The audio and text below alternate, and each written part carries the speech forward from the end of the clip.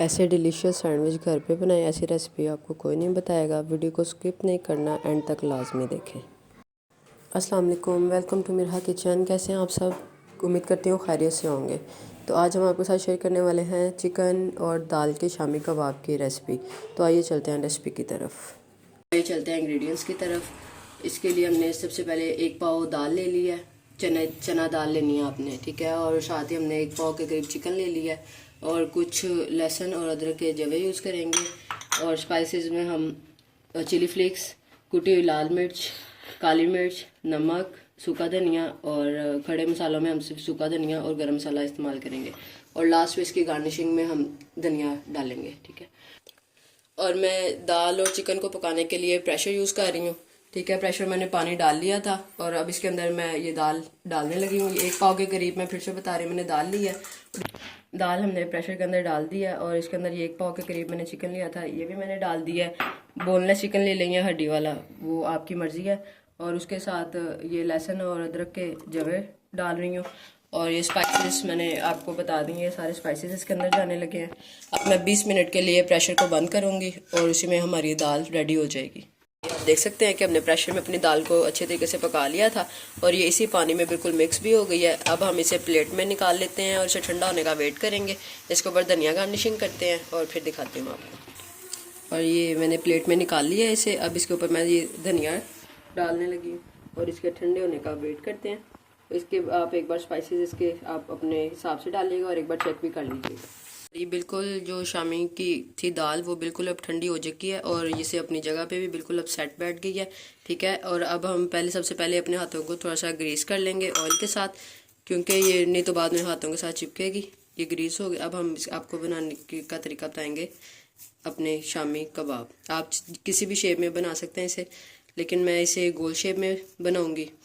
ये देखें, आप चाहें तो इसे सिर्फ अंडा लगा के इसे फ्राई करें और इसे सर्व कर सकते हैं।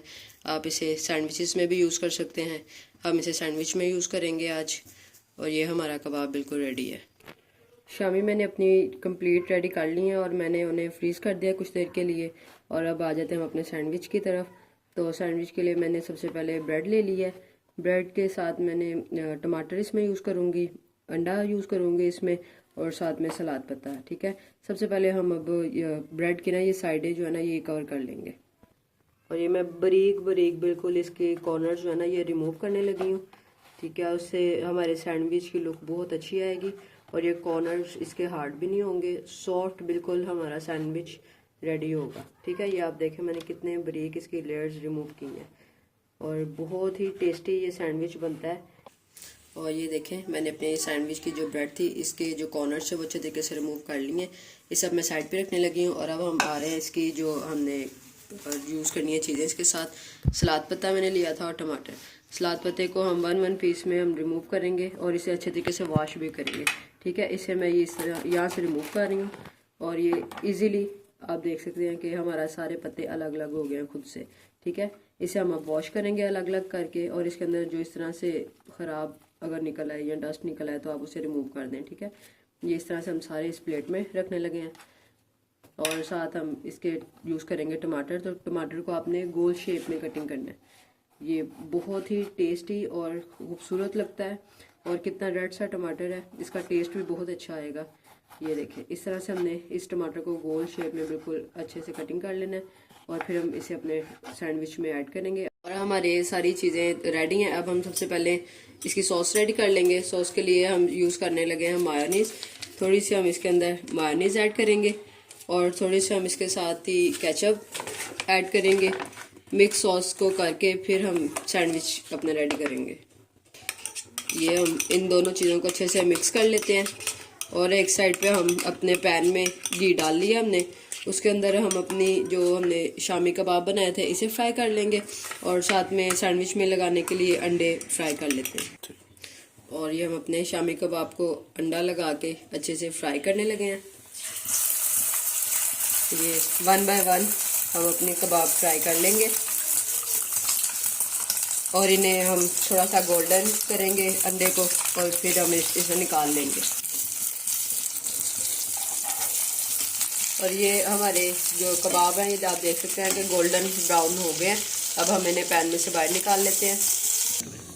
हमारे कबाब जो है जब तक ठंडे हो रहे हैं थोड़े सा, हम तब तक अपना अंडा फ्राई कर लेते हैं। और ये हमारा अंडा आपने बनाना है जो आपके पूरे सैंडविच की कोटिंग कर दे, ठीक है। ये एक अंडा हमारा अभी रेडी हो जाए, फिर हम उसी हिसाब से अपने कबाब के अकॉर्डिंग हम अपने अंडे भी बनाएंगे। रेडी हो गया है, अब हम अपने सैंडविचेस को रेडी कर लेते हैं। सबसे पहले हम इसके ऊपर सॉस की कोटिंग करेंगे, ठीक है। उसके बाद ये हम इसके बाद हम 1 बाय 1 इसके ऊपर जो हमने ये बनाई हैं टिक्कियाँ कबाब अपने शामी, इन्हें एडजस्ट कर लेते हैं। हमने ये अपने कबाब की फिलिंग कर ली है। अब इसके ऊपर हम सलाद पत्ता लगाने लगे हैं। ये बहुत टेस्टी यमी कबाब हमारे रेडी हो रहे हैं। आप भी इसे ज़रूर ट्राई कीजिए। 1 बाय 1 इसके ऊपर अब टमाटर हम लगा रहे हैं। और देखिए हमारे सैंडविचेस कितने खूबसूरत लग रहे हैं। अब हम इसके ऊपर अंडा एडजस्ट कर रहे हैं, ठीक है। ये भी हम इसी के अंदर रख देंगे। और और अब 1 बाय 1 अपने सैंडविचेस को हम डन करते हुए इनके ऊपर वाली फिलिंग भी इन्हें बंद कर देंगे। और ये आप देख सकते हैं, इन्हें अलग अलग कर लेते हैं। अब हम इसे तवे के ऊपर या अपने पैन में थोड़ा सा रोस्ट करेंगे। और ये देखें, हमने अपने सैंडविचेस को रेडी कर लिया है और हमने बिल्कुल इसे हल्का सा फ्राई किया है और ये हमारे सैंडविचेस रेडी हैं।